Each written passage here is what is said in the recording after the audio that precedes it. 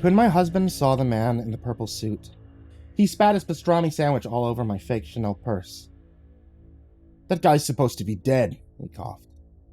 My son, who was too young to understand that my husband choked to death, would be the best thing that could happen to our family, patted his father's back with a fat little hand.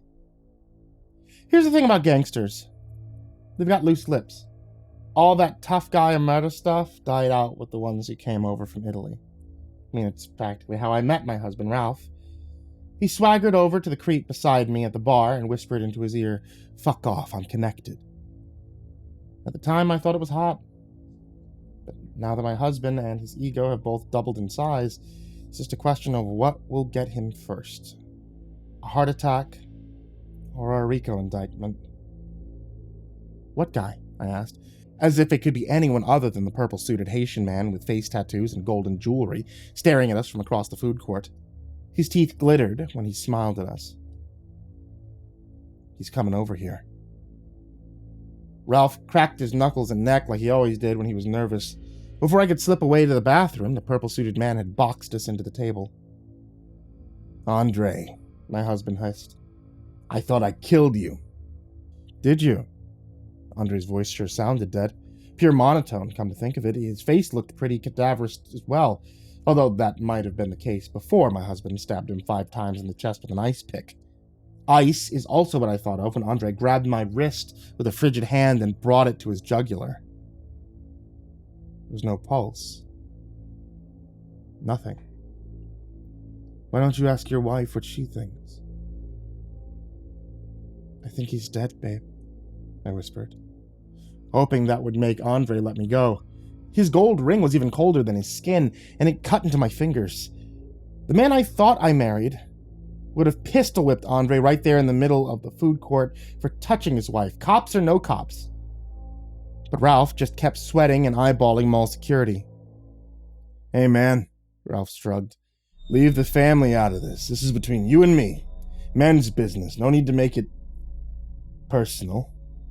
My husband, who has less emotional intelligence than a rectal thermometer, seemed to not realize that he'd already made it pretty personal when he killed the guy. "Daddy?" Ralphie Jr. looked ready to wet his pants when Andre's pale eyes drifted over him. Like father, like son. At least the security people were on the way over.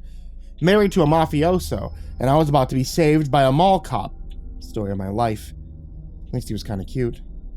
Andre leaned forward so that his unbuttoned shirt fell open, treating us all to a front row view of the 5 putrid black holes in his chest.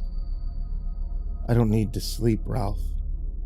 I don't need to eat, or drink, or even shit. Do you believe that? All I have to do," Andre grinned, "is make your life a living hell. Until I decide to take it away."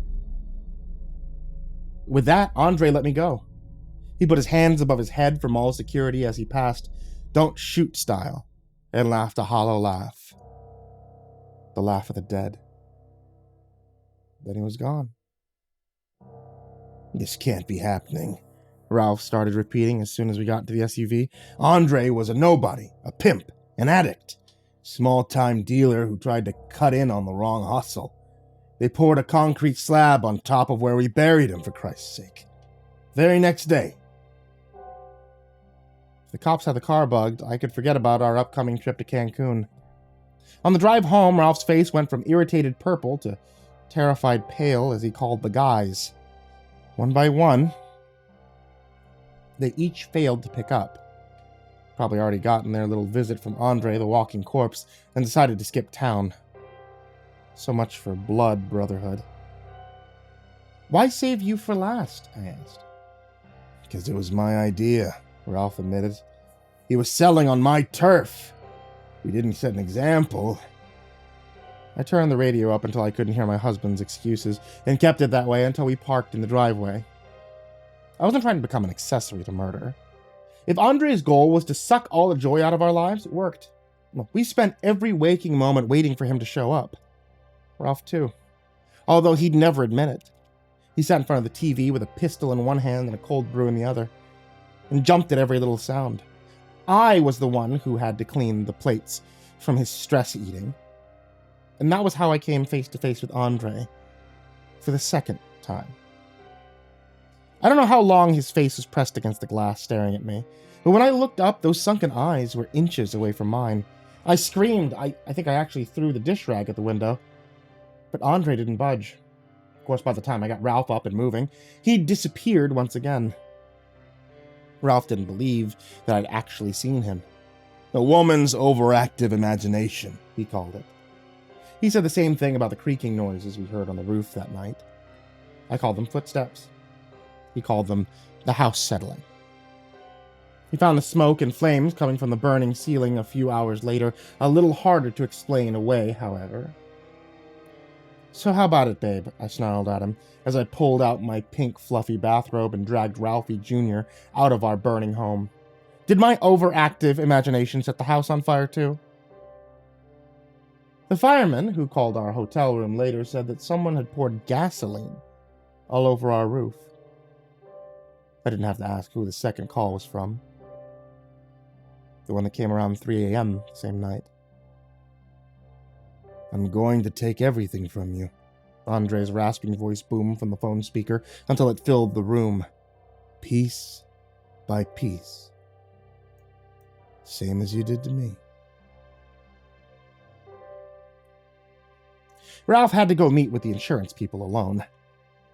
There'd been some nasty insinuations about fraud, and yet our lawyer was suddenly nowhere to be found. In the meantime, I took Ralphie Jr. to the dingy 90s-style arcade and the hotel pool. It's funny. All his expensive toys were burned to a crisp. But there he was, having the time of his life. I actually started to think this might all work out in the end. After all I'd been through, I was still kicking, with diamonds in my earrings and a hotel bar mojito in my hand, no less. Ralph was back from the meeting, too, laying in the deck chair beside me like a sunburned, snoring whale. And Ralphie Jr. Where was Ralphie Jr.? The last I'd seen of him, he was doing a cannonball into the deep end. The mojito hit me hard when I stood up, and harder still when I saw the unbreathing man holding my son against the bottom of the pool. Andre looked up at me and grinned.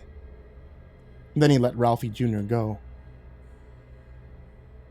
For once, I was grateful for my son's extra ballast. He came up right away, sputtering and screaming. Andre strolled out from the depths of the pool.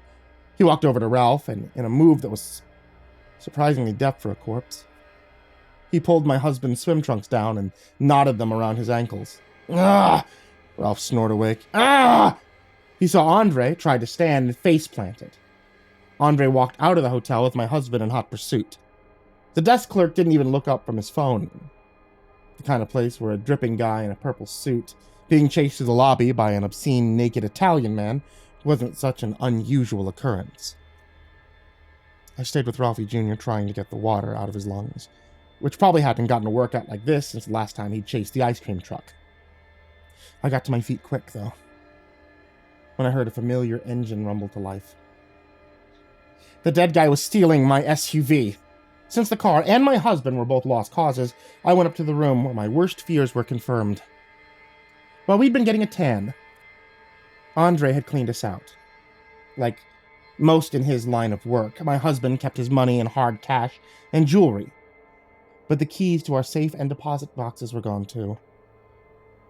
I suddenly wondered how much was left on our only remaining credit card after all the mojitos.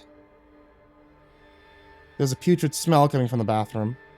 All of our clothes were in the tub, soaking in a brown-blue gunk that I recognized as the guts of a porta-potty. Andre must have hauled it up by the bucket full. I had to hand it to the guy. He didn't skimp when it came to revenge. That was what finally broke Ralph. Realizing it was all gone, the house, the money, his friends, even his clothes. He wasn't connected anymore.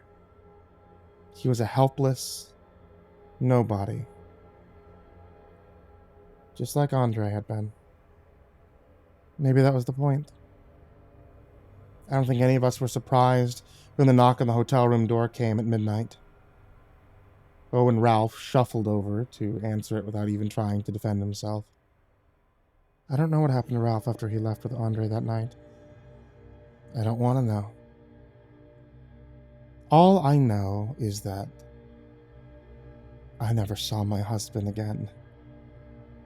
But hey, I can't complain.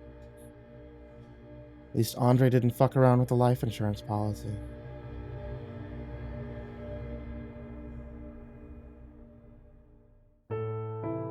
Hey there kids, it's me, MrCreepyPasta, and as always, I want to tell you thank you so much for watching tonight's video on YouTube, or listening to tonight's podcast on the podcast. And I would very, very, very much appreciate it if you guys hit that subscribe button, or you hit that bell, or actually I think you have to do both, hit the subscribe button, then hit the bell, and make sure that all of your notifications are turned on so you actually see whenever new stories come out, because there's a new story that comes out almost every day of the week. And as always, I want to give a very big thank you to everybody who is on my Patreon. That means everybody. Everyone who is from the $1 tier all the way up to the, God, why do you pledge that much tier?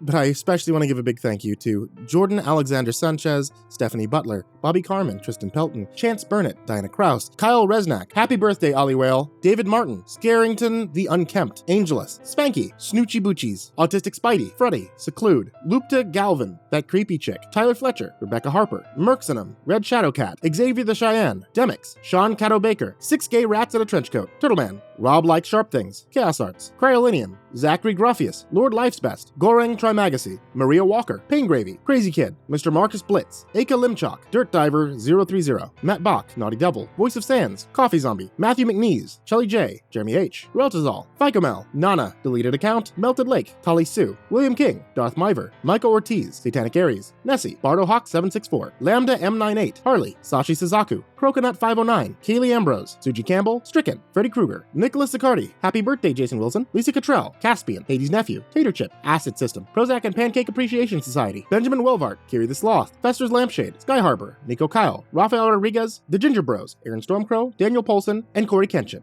As always, you guys are the MVPs.